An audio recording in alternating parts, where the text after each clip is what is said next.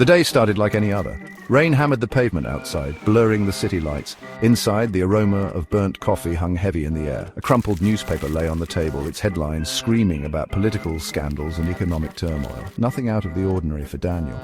He was a man of routine, predictability, his only solace in a world that felt increasingly chaotic. That was until the package arrived.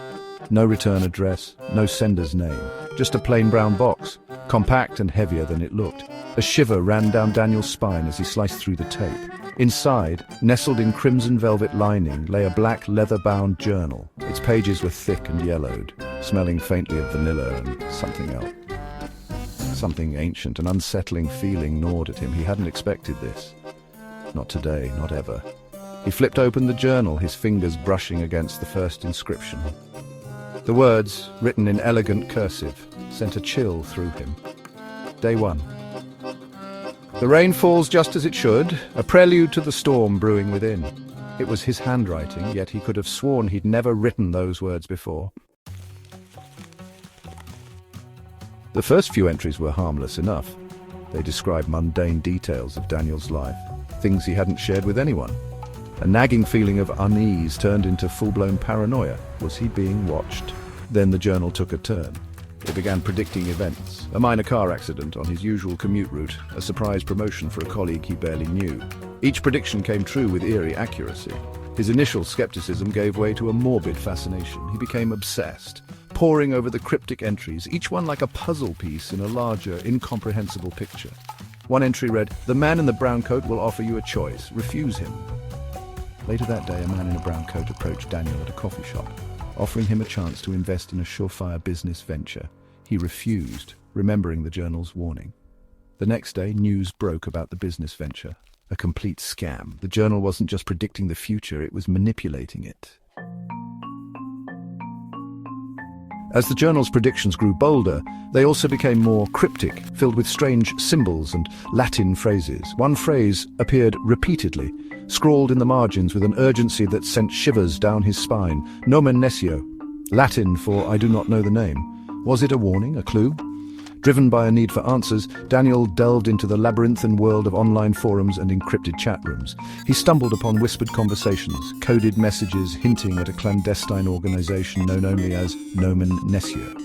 They believed in the existence of these journals, these instruments of fate. They called them the Chronicles. Some feared them, others sought to control them. All agreed on one thing: their power was undeniable. Daniel realized he wasn't just holding a journal, he was holding a key to a world hidden beneath the surface of his ordinary life, a world of secrets and conspiracies, where fate was a game to be played. But who were the players? And what was their end game? The deeper he went, the more he felt like a pawn in a game he didn't understand, a game with stakes far higher than he could have ever imagined. The air thickened as Daniel flipped to a new page in the journal. The words leaped out at him, stark and unavoidable. Day 42. The clock strikes 12. He will find you. This is where it ends. His blood ran cold.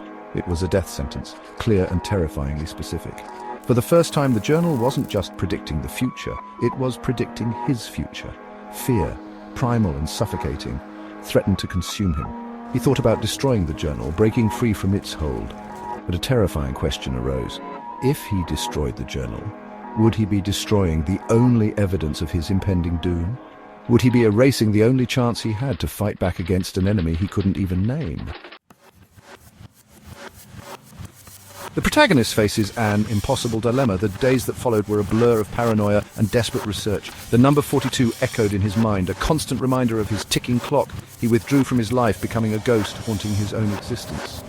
Sleep offered no escape, only a relentless barrage of nightmares, each one ending with the chilling chime of a clock striking 12. He had a choice to make: resign himself to the prophecy or take a stand against the unseen forces manipulating his destiny.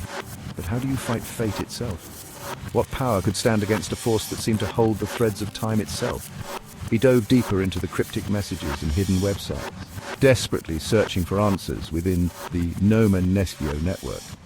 Each new piece of information only raised more questions, painting a picture of a world far stranger and more dangerous than he could have ever imagined.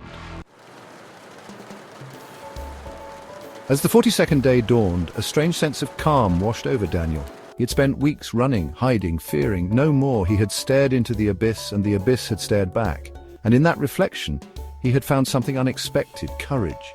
He embraced the fear, let it fuel him, sharpen his senses. He was done being a pawn in someone else's game. It was time to take control. He made a choice. He wouldn't just wait for the clock to strike 12. He would meet his fate head-on. He would use the journal, his knowledge of the Nomen Nescio, and the dwindling hours to turn the tables. He would become the architect of his own destiny. As the clock ticked down, he sent a message into the abyss, a beacon in the digital darkness. Nomen Nescio, he wrote. I know your name. It was a declaration of war, a whisper of defiance against the unseen forces that sought to control him.